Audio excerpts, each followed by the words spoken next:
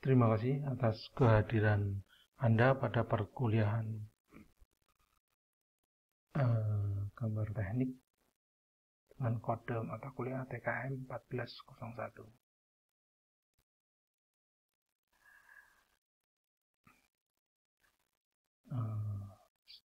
Karena ini pertemuan pertama, maka saya akan memperkenalkan diri saya. Saya dilahirkan di kota Jombang, di Jawa Timur, 80 km dari Surabaya.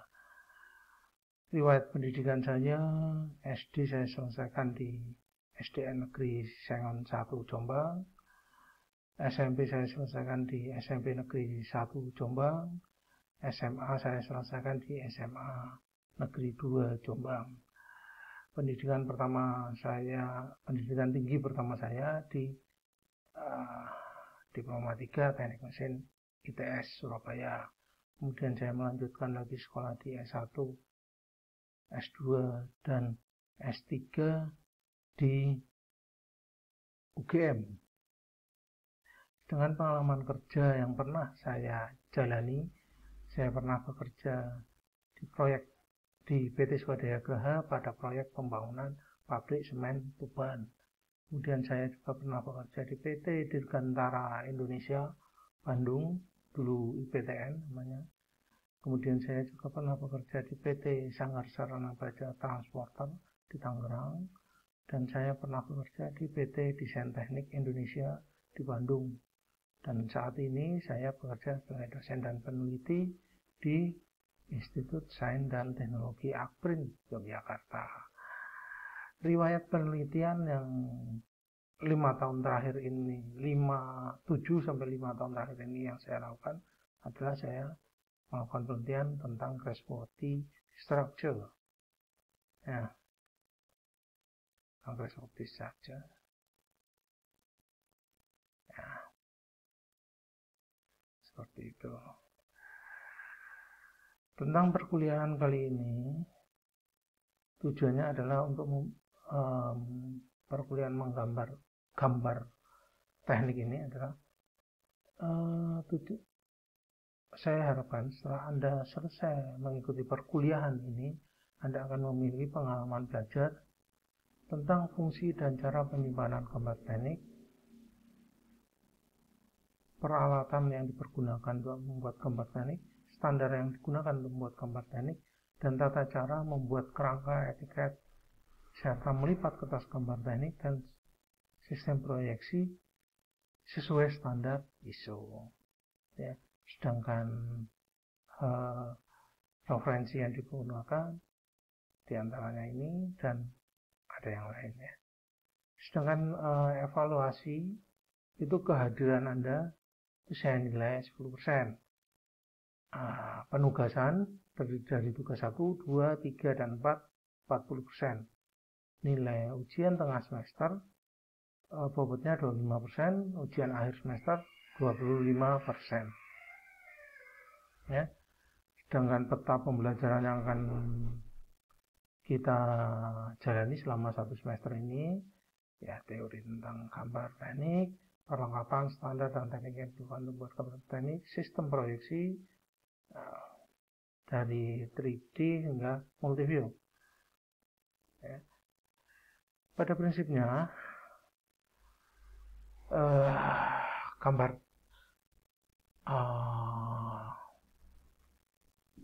teknik merupakan alat untuk berkomunikasi. Alat komunikasi itu yang kita kenalkan itu dilakukan dengan umumnya dilakukan dengan menggunakan bahasa, ya, bahasa supaya antar individu bisa saling berkomunikasi. Bahasa itu bisa berupa bahasa lisan dan bisa berupa kalimat. Pada bahasa lisan, indera yang berperan adalah indera akustik, ya. Pada atau indera pendengaran ya, dan ekspresinya bisa berupa suara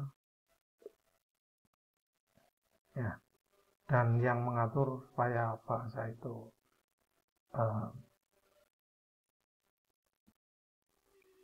memiliki etika yang benar, ada aturannya yang namanya tata bahasa. Sedangkan pada bahasa tulis atau kalimat, indera yang paling berperan itu adalah indera visual, ya, karena berupa tulisan kan.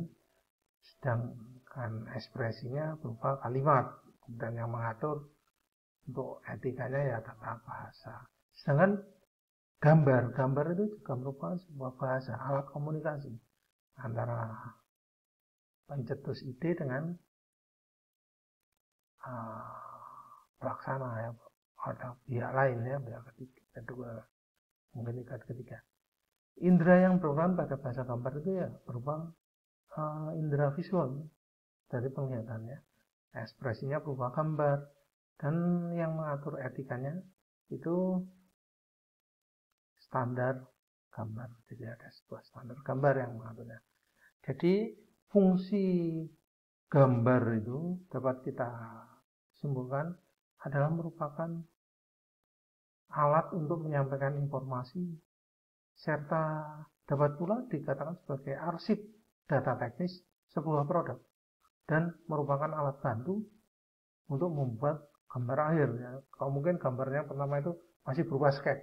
Nah, dari sketch itu kemudian oleh desainer dibikin menjadi sebuah gambar final ya, untuk dapat diproduksi oleh orang manufaktur ya. Ini prosesnya ya.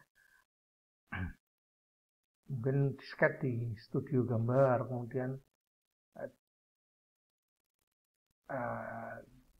digunakan untuk alat komunikasi dengan pihak engineer, pemilik ide dengan desainernya, kemudian diserahkan ke manufaktur sama desainer, dibuat menjadi gambar final, kemudian pihak manufaktur mempergunakan gambar final tersebut untuk merealisasikan ide yang ada. Kemudian untuk standarisasi gambar itu ada macam-macam.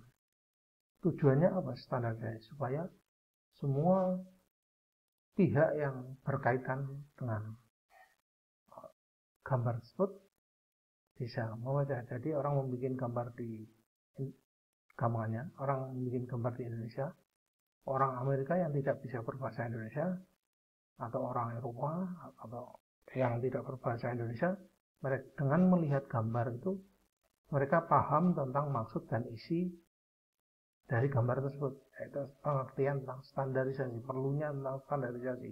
Dan tipe standarisasi itu bisa merupakan standar nasional maupun standar internasional. Kalau standar nasional contohnya ya SNI itu ya.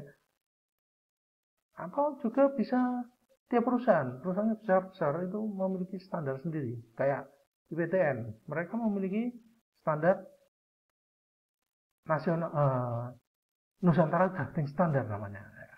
Boeing juga memiliki Boeing Drafting Standard.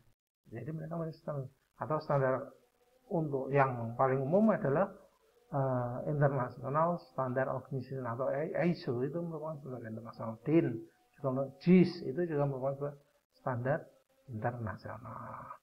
Untuk membuat gambar dibutuhkan beberapa peralatan, diantaranya bisa secara digital dan secara manual. Kalau digital mempergunakan CAD ya sobat, perangkat lunak CAD seperti AutoCAD, CATIA, SolidWorks, Inventor dan lain sebagainya. Secara manual dilakukan dengan menggunakan meja gambar.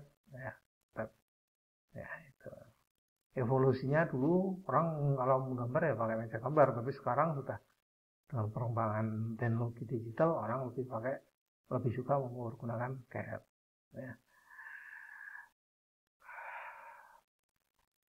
Pada prinsipnya gambar itu harus bersifat komunikatif, terukur, akurat, efektif, dan memiliki estetika. Ya, sedangkan kualitas gambar teknik itu tergantung pada media yang digunakan, peralatan gambar, alat bantu presentasi maupun teknik komunikasinya. Dan media gambar yang digunakan biasanya berupa kertas putih, kalkir, mylar, dan lain sebagainya. Dan ukurannya biasa untuk standar ISO dinormalisasi dengan simbol A, yaitu ada A0, A1, A2, A3, dan A4. Detail ukurannya ya seperti ini, detail ukurannya ya. Sesuai ISO 5457. Peralatan yang dipergunakan untuk membuat gambar teknik itu ya ada pensil, ada running pen, garbus stylus atau rapido, penghapus, pelancip pensil gitu ya. Kemudian pensil, tipe-tipe jenis pensil itu ada H, B, 2B, 3B, 4B, 5B, 6B, dan seterusnya.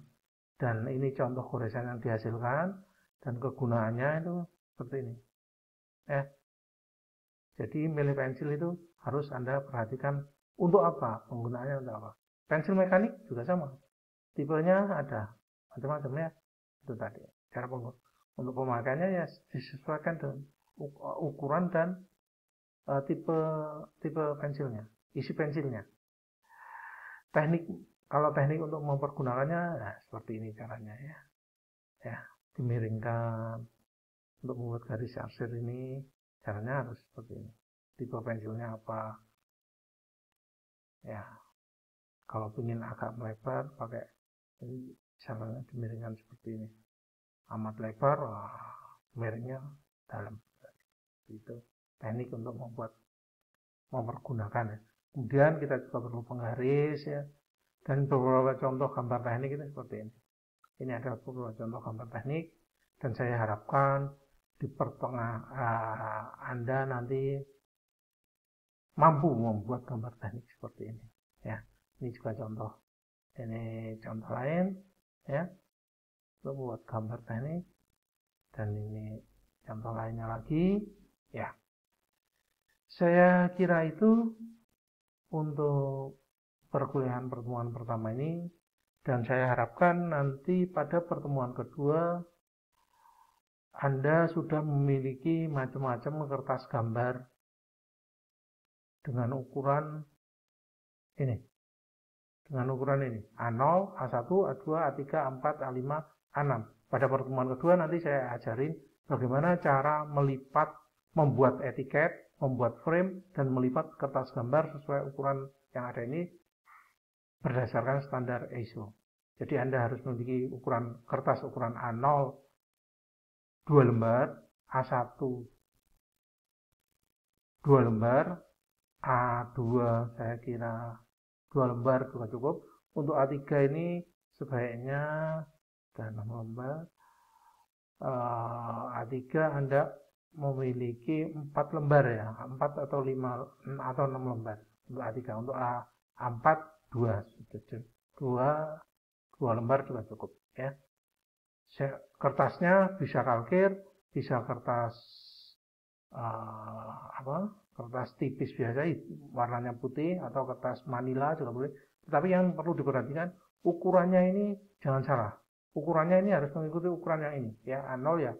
Nah, ini A1 ini, A2 ini, A3 ini, A4 ini. Ya. A5, A6 tidak usah. Ya. Karena kalau tidak tepat lebih besar dari ukuran ini, maka nanti lipatan kertas Anda tidak akan benar, tidak akan sesuai standar ISO. Ya, jadi ukuran kertasnya harus tepat seperti ukuran yang ada di tabel ini, yaitu format dimensionnya ini. Ya, demikian mungkin yang bisa saya sampaikan pada pertemuan pertama ini, dan saya harapkan minggu depan Anda sudah memiliki kertas tersebut, semua tipe kertas tersebut dengan ukuran yang sama tadi. Dan untuk perkuliahan selanjutnya, kalau saya memiliki banyak file di channel saya ini, untuk pembelajaran lebih lanjut Anda bisa buka channel ini. Terima kasih sebelumnya. Wassalamualaikum warahmatullahi wabarakatuh.